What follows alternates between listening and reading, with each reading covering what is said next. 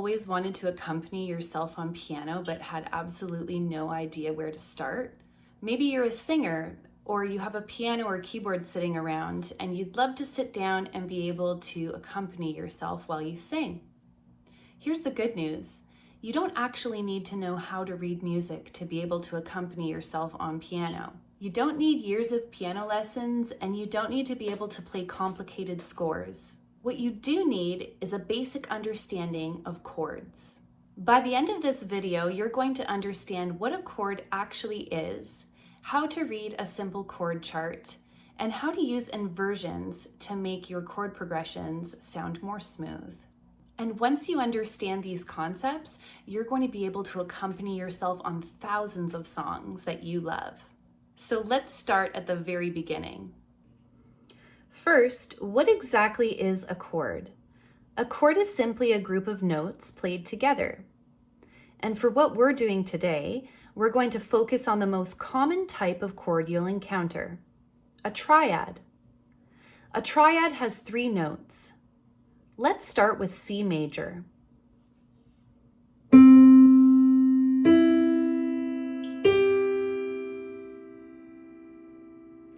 C major contains C, E, G. If I play those 3 notes together, that's a C major chord. You'll usually see that written simply as a capital C on a chord chart. And that's one of the reasons chord charts are so useful. Instead of giving you every single note you need to play, they simply tell you, play a C chord here. Now, I don't want you to have to memorize every chord on the piano individually. There's actually a pattern you can use. Let's look at the piano keyboard. Between any 2 adjacent keys, whether they're white or black, is what we call a semitone or half step.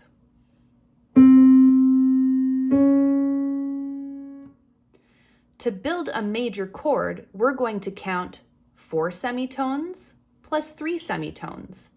Let's start on C. C to C sharp is 1. D is 2. D sharp is 3. E is 4. So E is our second note. Then we count 3 more semitones. F is 1. F sharp is 2, G is 3. So our chord is C, E, G. That's C major. And you can use that same pattern starting on any note on the piano. 4 semitones, then 3 semitones. Minor chords work almost exactly the same way. We just reverse the pattern. Instead of 4 plus 3, we use 3 plus 4. Let's build A minor. Start on A, count 3 semitones. A sharp, B, C, then 4 more. C sharp, D, D sharp, E. So A minor is A, C, E. And on a chord chart, you'll usually see that written A with a lowercase m. So C means C major. A with a lowercase m means A minor. Already you can read 2 of the most common types of chord symbols you're going to encounter. Now, let's look at what you might actually see when you search for the chords to a song. You might see something like C, G, A minor, F. That's called a chord progression. And all it's telling you is which chords to play and in what order. Let's build them. C major, G major, A minor, F major. Now I'll play them one after another.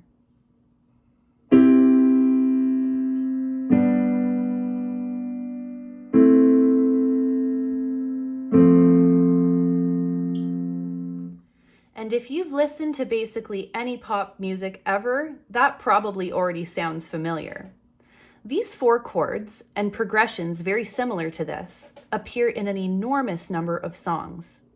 So once you know how to read these chord symbols, suddenly a chord chart starts looking a lot less intimidating. You don't have to read every note on a staff. You're just following the chord symbols. Now let's actually turn that progression into something you could sing over. For now, don't worry about doing anything fancy. Just play each chord.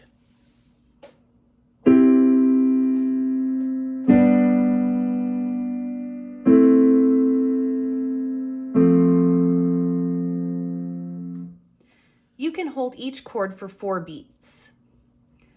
1, 2, 3, 4. 1, 2, 3, 4. 1, 2, 3, 4. 1, 2, 3, 4. That, believe it or not, is already an accompaniment. If you're completely new to piano, I would actually stop here for a while. Choose a song with a simple chord chart and practice moving between the chords. You want your hands to start recognizing those shapes, because eventually we want you to be able to sing at the same time. Now there's one problem. If I play all of these chords in what we call root position, watch what my hand has to do.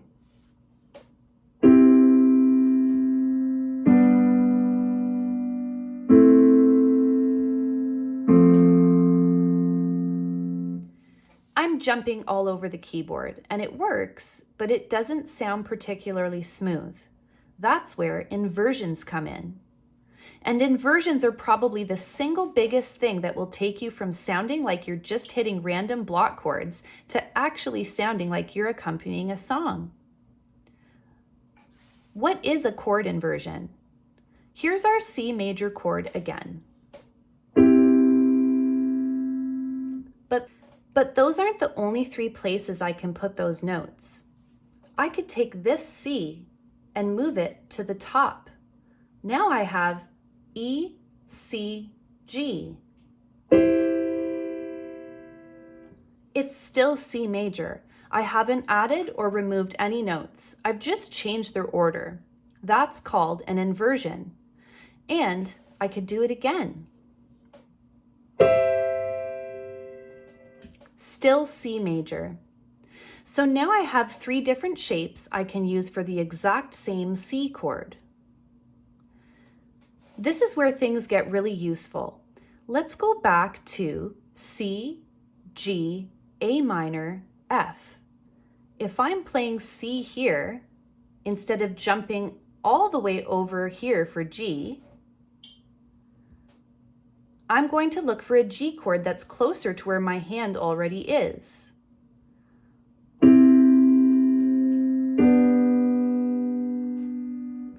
Hear how much smoother that is? Then I can look for the closest A minor.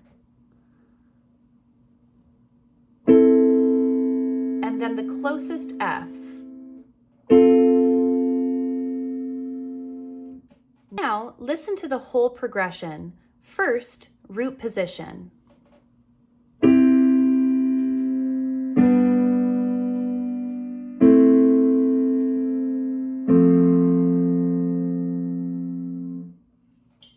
And now, using inversions.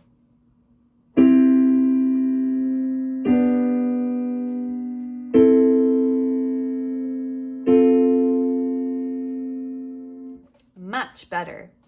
So here's the rule I want you to remember. When you're moving from one chord to the next, look for the closest version of the next chord. You don't even need to worry too much yet about memorizing the names first inversion and second inversion.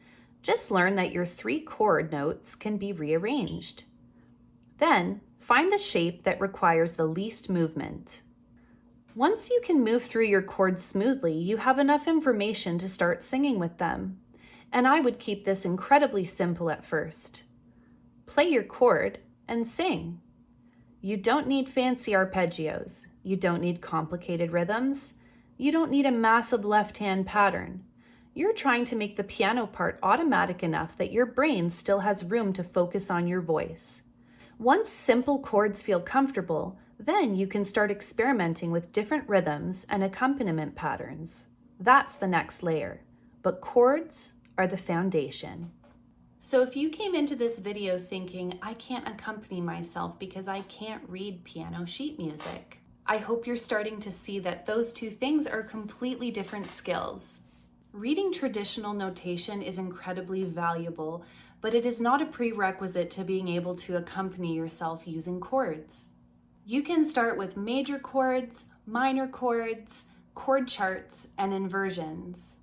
And from those 4 things alone, you can already start making music. So here's what I recommend what you do next.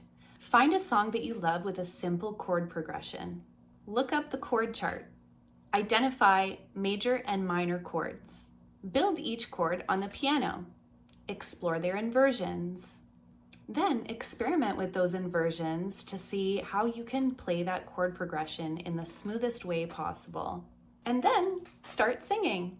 I've also created a free chord chart to go along with this video so that you don't need to sit there and figure out every chord that is listed on your chord chart. If you want to download the free piano chord chart resource, you can check out the description. I've put the link in there for you. And if you want me to make part 2 and show you how to take these chord progressions and make them into more of an accompaniment, how to use different styles of accompaniment, and what to do with your left hand, just drop me a comment below. And make sure you subscribe for more piano, singing, and music education videos on my YouTube channel. I'll see you in the next one.